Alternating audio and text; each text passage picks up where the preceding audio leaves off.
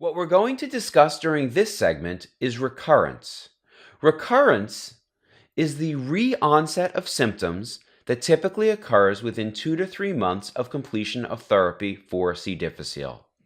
In May of 2018, Dr. Sahil Khanna and colleagues presented an abstract at a major digestive disease conference in Washington, D.C., where they looked at a large cohort of commercially insured individuals and looked at the time frame for recurrence for those individuals.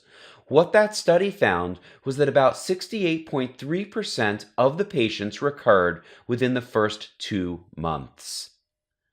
By most standards, 2 to 3 months of follow-up is typically the time frame used for recurrence for C. difficile. And during that time frame, in individuals who receive metronidazole or vancomycin, 25%, or about 1 in 4, will recur. Of those 25% that recur, 40% will go on to recur after that, and 50% will go on to recur thereafter.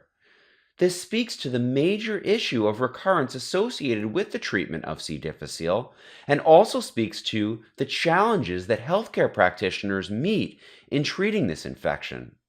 And this is really the reason why it's so important as practitioners we approach patients and think about their risk factors for recurrence and treat them accordingly, and as patients we try to advocate for ourselves to be treated most appropriately initially to avoid the cycle for recurrence.